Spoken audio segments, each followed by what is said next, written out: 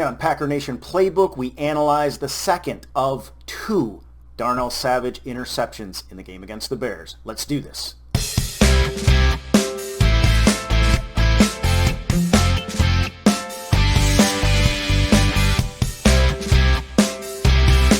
So Darnell Savage graded out at a whopping 96.3 on Pro Football Focus after his two interception performance against the Bears Sunday night. All of you, I'm sure, have seen that fact. What you may not have seen is a chance to, or had, is a chance to break down exactly how all of that happened. In particular today, I want to talk about the second of the two interceptions, Darnell Savage. And this one in particular, I have heard some people talk about him as potentially abandoning the robber role and making a great play. And I'm very confused looking at the tape on that particular discussion, and I've heard it from more than one source.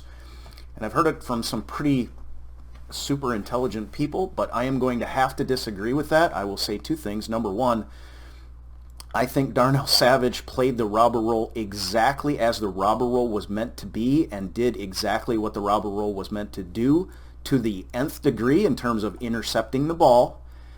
And secondly, at this level, my understanding of the robber role is it gives the safety, field safety, a lot of actual flexibility so that they can read the quarterback's eyes and go where they need to go. Yes, there is a primary responsibility. There's a primary idea for what the robber role does. We'll talk about that. But I don't think on either count Darnell Savage has any kind of failing on this play.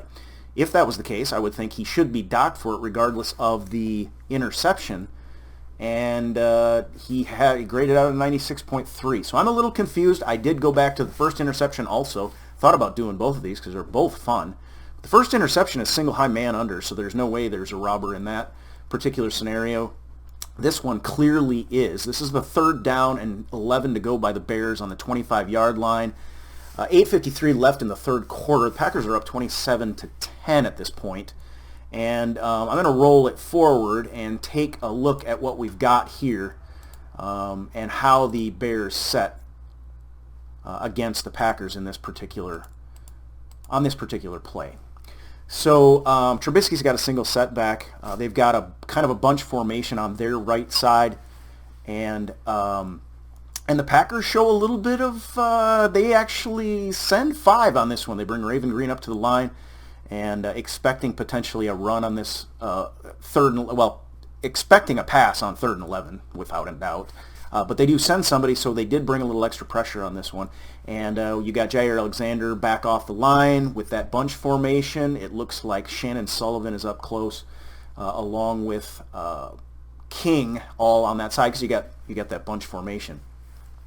So the Packers have this, pretty well handled. And so to explain the robber to the best of my ability, which admittedly is not very much, but basically, the shell is a 2 shell that is just a disguise. So what you're doing is you're rotating the field safety coming down and the field safety coming down, at least in this case, and the boundary safety then drops back into a single high very close to the snap. Again, this is the disguise of the thing. It's a disguised 2 shell that ends up being single high. The robber's role then is to drop down to the middle of the field. You got bunch on the Bears' right side. You're expecting one of those receivers in order to cause confusion is going to be crossing over the middle, like a mid-range crosser or even a shallow crosser. And the robber's role is to help out with the situation because you've got Jair Alexander off. He's going to be playing man in this one. And then the robber steps forward in between the tracks, sort of middle of the field. Here it'd be on the tracks, depending on where the ball is spotted. And he's supposed to take away that middle of the field and carry that crosser if he comes. So I'm going to roll it forward real slow, and I'm going to double check again. So what you've got, we all saw this play. And what you've got, that trips right. So the inside guy is in fact coming directly across. It's like a drag route. They're manned up on the outside, and Darnell Savage steps toward the middle of the field. He drops right into the middle of the field to make sure any crossers are at least disputed passes at that point, especially the shallow ones where they can gain, just a bit of yardage, but then also potentially run the ball if you don't have somebody. And here is the case right now. Kevin King is behind the receiver on this one, and because Darnell Savage has come up underneath, he carries that crosser, mid-range crosser. This would be a first down, and basically follows him out, gets underneath. He himself said he jumped a little bit early, and he definitely did, but he made the interception. He came up underneath. You've got single high safety with Adrian Amos then over the top. It's traditional robber. And for my money, this is perfectly executed, other than he might have been a little bit far underneath. I see zero abandonment of the robber roll. I don't know what the expectation or what that description actually means. For me, it would mean he bailed out and went deep. But in this case, he carried the crosser, which is exactly what that guy is there for. I can't see any other possible use of Darnell Savage on the field because the entire middle of the field has been vacated. You've got an out route, and then you've got a long crosser, but that's got Jair Alexander manned up on it. So him carrying across and making a beautiful play on the ball, I think this is just absolutely part and parcel of him getting a 96.3 Pro Football Focus grade. This is one of the coolest things that I've seen. I mean, this is a great play in my estimation. That's why I'm curious about it. I'm going to try to find out a little more information if maybe I have something wrong, maybe I'm misunderstanding something. But for my money right now, Darnell Savage played this absolutely perfectly. I have heard insinuations that he might have to answer for this play, even though he got an interception, in the meeting room with the defensive backfield coach. I think he will get nothing but praise for this play. Darnell Savage, for my money, played it absolutely perfectly. Now, here's the important part to me. This particular coverage is one that the Seattle Seahawks used to love. And we know what the Legion of Boom brought to the Seattle Seahawks. 2 Super Bowls, 1 Super Bowl championship. And if Darnell Savage continues to play the way he is playing right now, Mike Pettin is going to feel better about this defense. Matt LaFleur is going to feel better about this defense. The whole defense is going to feel better about itself, and Green Bay Packer Nation is going to feel a lot better about this defense.